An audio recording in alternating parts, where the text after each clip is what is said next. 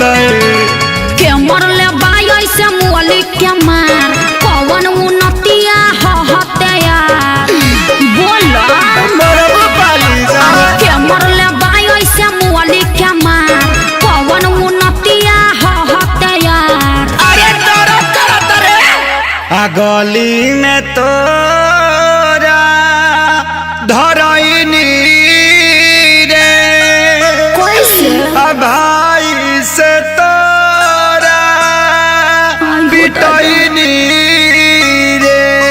अरे का करे आइल रह हड्डी मसली सब देला से दूर अरे मरले साले का संस भरापुर अरे मरले साले का संस भरापुर अरे मरले साले का संस भरापुर अरे कहाँ मरल अरे कहाँ बताइए बड़ा मरले बासा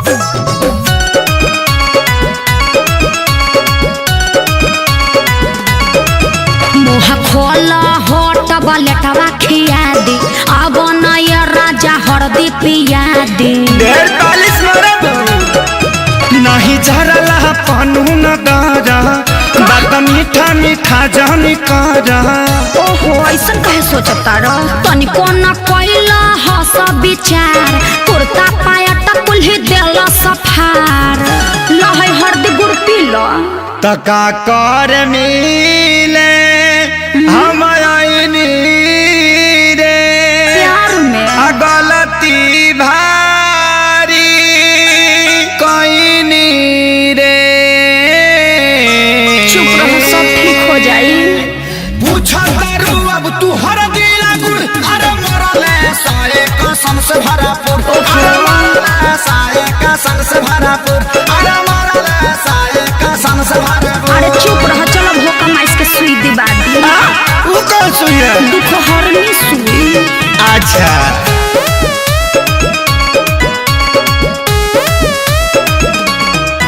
मरल सन जैसे मारे कसाई पापी हो बड़ी बारे सभाई जनता रे खेसारी सभन के सब खेला है बचन के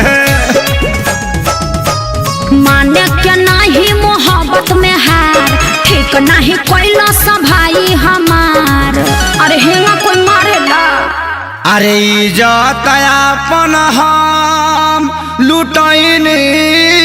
रे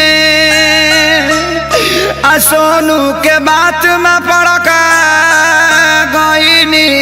रे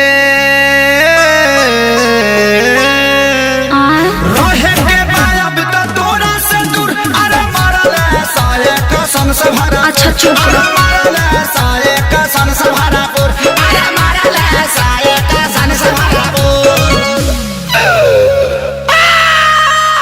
अरे बाप रे बाप दर्द होता अरे लावा अमर लाता के पाता साट दी